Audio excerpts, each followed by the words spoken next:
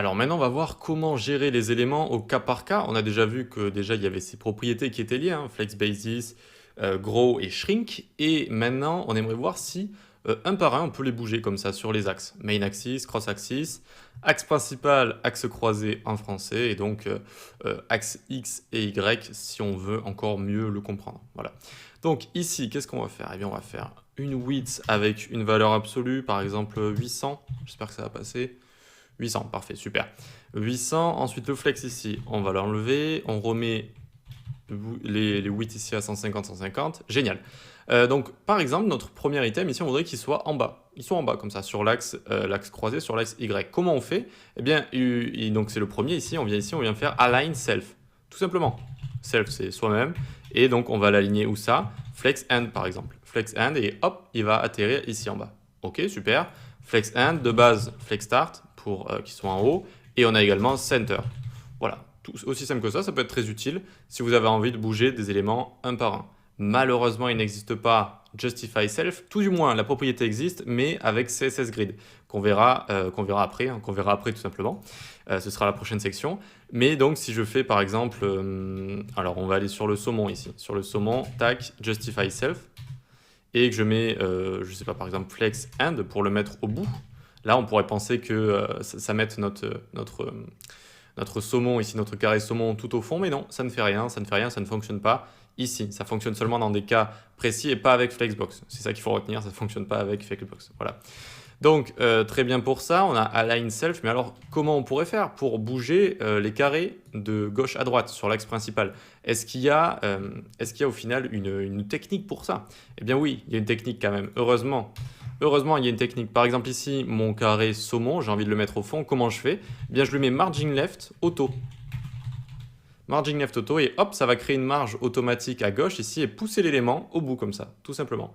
Donc c'est assez pratique les marges comme ça, de les utiliser quand on a envie de bouger les éléments sur l'axe principal, main axis. Ok?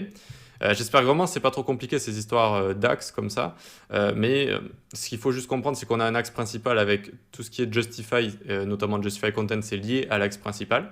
Et si on retourne l'axe principal en Flex Direction Column, eh bien Justify Content est toujours lié à l'axe principal, sauf que au lieu que ce soit l'axe X, vu qu'on l'aura retourné, ce sera de haut en bas et ce sera devenu l'axe Y, pour mieux le comprendre si vous voulez. Mais vu que c'est toujours fidèle au main axis, eh bien ça le fait de haut en bas. Voilà, ça c'était juste un petit résumé de, vous savez, quand on change la direction. Et on peut retourner ici.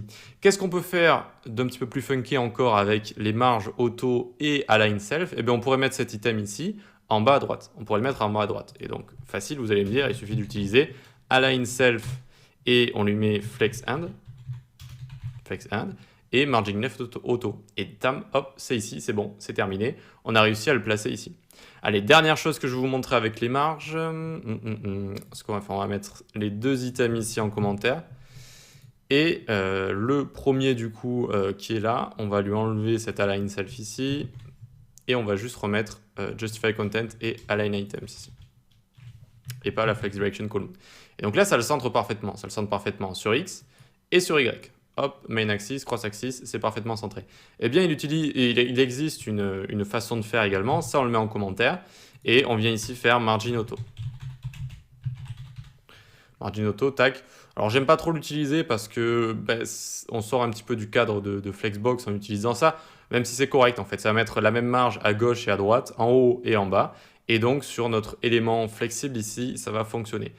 Notez bien que si on n'est pas avec Flexbox, ça ne fonctionne pas. Ça ne fonctionne pas ce genre de choses. C'est que quand on a Flexbox, qu'on peut créer les mêmes marges en haut, en bas, à gauche, à droite. Et donc si on inspecte tout ça, vous voyez ce que ça fait. Ça met de l'orange partout autour. Et en fait, voilà, ça met des marges un petit peu partout. Bon, moi, je préfère utiliser Justify Content Align Items. Je sais un petit peu mieux ce qui se passe que de lâcher des margin auto comme ça sur les éléments. Et puis ça fonctionne bien quand on a un seul élément, mais quand on commence à en avoir plusieurs, c'est vraiment mieux d'utiliser encore une fois Justify Content et Align Items. Voilà. Mais avec les marges, on peut faire toutes sortes de choses et notamment placer des éléments sur l'axe principal avec les margins auto. Et voilà. Allez, on passe à la suite.